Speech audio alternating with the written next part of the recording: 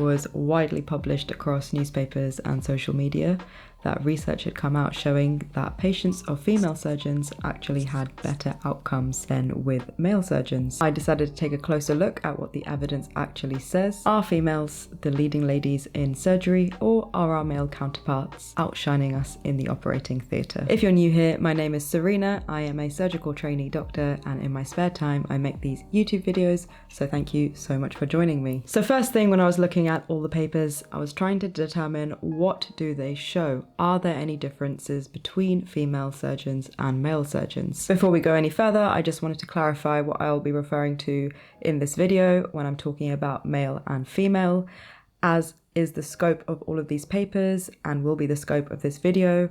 Only the physician biological sex was looked at, and social construct of gender was not able to be explored. So let's start by looking at the paper that kicked off all the headlines. This paper, Surgeon Sex and Long-Term Post-Operative Outcomes Among Patients Undergoing Common Surgery. The scale of the study was pretty incredible. It looked back at 1,165,711 adult patients who had had one of 25 common surgical operations in both the emergency and elective or planned setting between 2007 and 2019 in Ontario, Canada. They divided this patient group into those that had been operated on by male surgeons and those who had been operated on by female surgeons, and looked at their rates of adverse post-operative events, a phrase which in this paper meant either death, readmission, or post-operative complications, which they had described in a list in the paper, at 90 days and at 1 year after the operation. Overall, out of all of the patients in the group, 14.3% of patients had at least one adverse post-operative event at 90 days, and 25% of patients had at least one adverse event 1 year after the operation. Looking now at comparing males versus females, at 90 days post-operation, 13.9% of patients operated on by males experienced some adverse outcomes versus 12.5% of patients operated on by females. At 1 year post-operation, 25% of patients operated on by males had a complication, compared with 20.7% of patients operated on by females. Put simply, patients of female surgeons had statistically significantly decreased rates of adverse events post-operatively compared with male surgeons. Now, I found this paper really interesting to read because, as you can imagine, there are a whole host of factors that can determine how well a patient does after surgery. In research, this could be how well the patient is before surgery, how much experience the surgeon has, what kind of hospital the surgery is done in, what kind of surgical specialty we're talking about. And in research, all of these other variables are known as confounding factors. As you may have heard before, correlation is not causation, and the presence of confounding factors may actually hide an actual association between cause and effect, or it may suggest a link which isn't actually there. For example, you could test whether exercise reduces your risk of heart disease. You could have a group of people who are exercising a lot and a group of people who don't, and you may notice that the people who exercise have less incidence of heart disease later in their life, and you may conclude that exercise is protective against heart disease. However, there may be a confounding factor. The group who exercise more may also follow a healthier diet. And once you realize that, it might be difficult to prove whether it's the exercise protecting them or whether it's the diet that has a greater influence on the results. It is important in good research to identify and address confounding factors and take into account all of these variables, either controlling for them and making sure they don't change, or including them in your statistical analysis to demonstrate that the effect that you saw is a true effect down to that one variable, despite all the other things that could be contributing to that effect. In its data analysis, it openly addressed a number of confounding factors, including patient factors such as age, gender, comorbidities or how healthy they were before surgery, surgeon factors such as their age and their years of experience, hospital factors such as their geography and facilities, and even anaesthetist factors such as their years of experience as well. And it still concluded a statistically significant increase or improvement in patient outcomes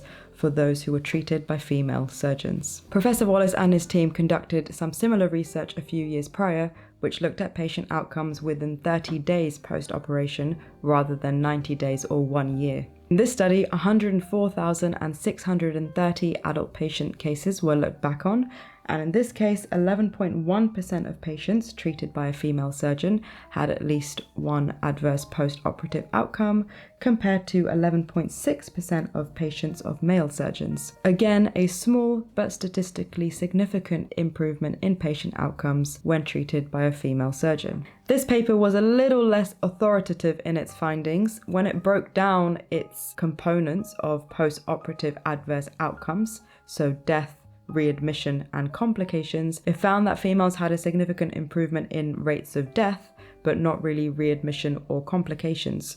So it wasn't as much of a blanket statement as it was in their most recent paper. But one statement that this paper made pretty strongly that really stood out to me was that regardless of the breakdown of the sub-outcomes of the patients, there were no incidents where patients who were treated by female surgeons were ever worse off than when they were treated by male surgeons.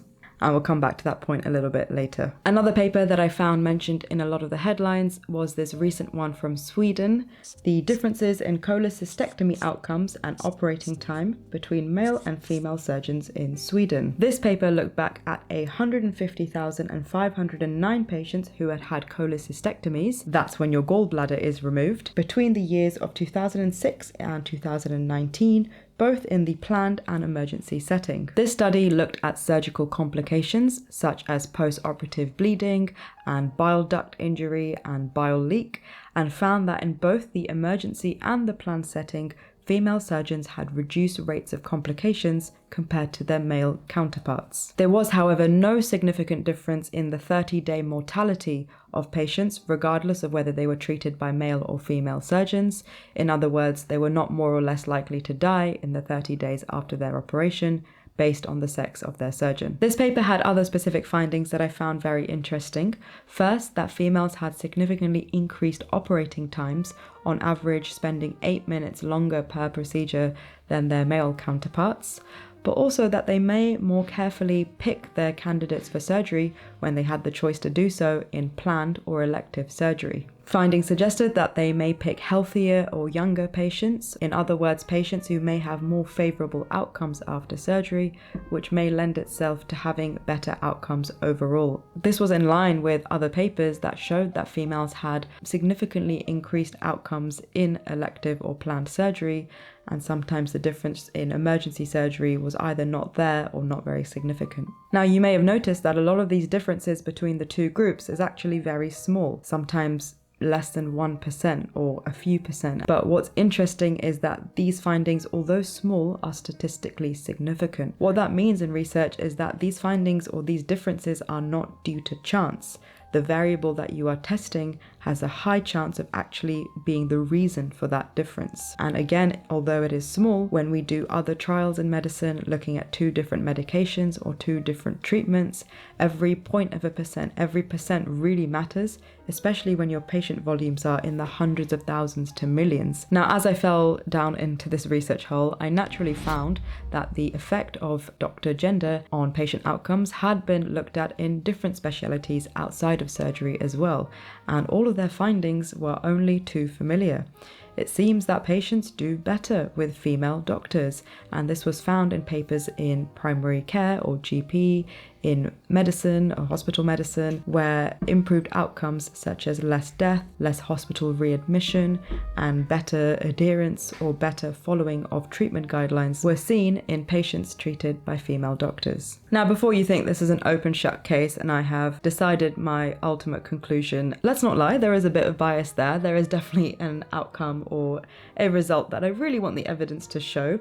It's actually not that simple, and I will be discussing that in a lot more detail later on in this video. But first, one thing is apparent, that there does seem to be a difference across multiple papers and multiple specialities in medicine. And the next thing to ask is, why do these differences exist?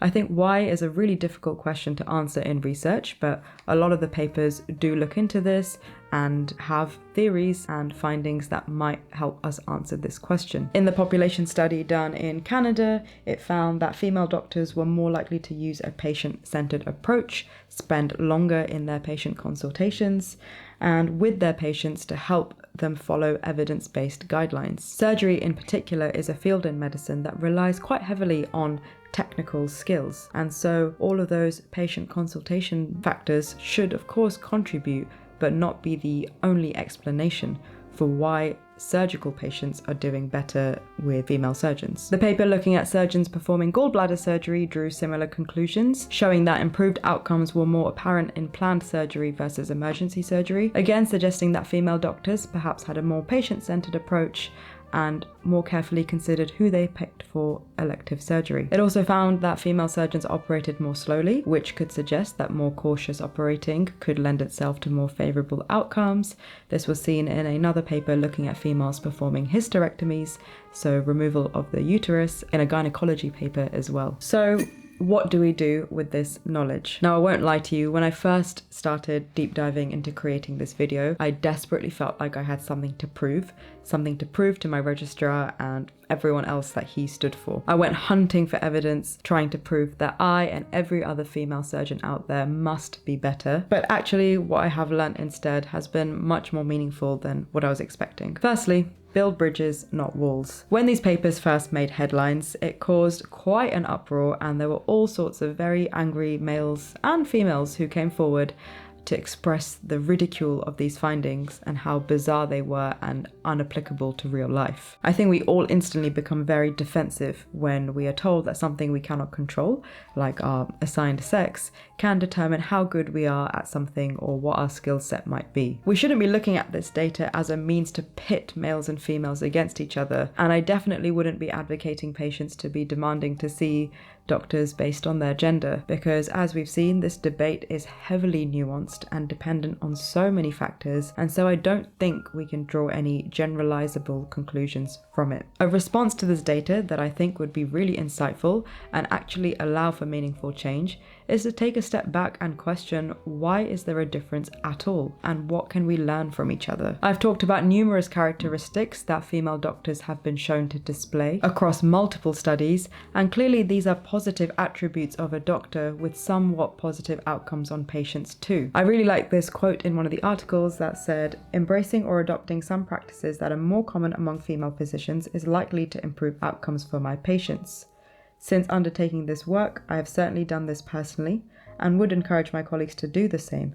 Use this moment for introspection." And whilst I haven't dived into this too much in this video, there are definitely characteristics that males seem to be sometimes better at in some papers, such as leadership and decisiveness. And these are characteristics that we definitely need in medicine as well, so there is a lot to be learnt in both ways. And my last and final conclusion is that, ladies, take a seat at the table. There is a space for women in surgery. Let me tell you why. As we have seen, some studies have shown a small but significant increase in patient outcomes when treated by female surgeons. In addition to that, I read a lot of papers that showed that surgeon gender had no real difference on patient outcomes at all. Now, on that own, that isn't a particularly exciting or revolutionary finding, but if we were just to reframe that for a second and turn it on its head, what has also been shown is that there are no instances, or at least no papers that I've read or seen commented on anywhere, that have shown that female surgeons have worse outcomes on patients.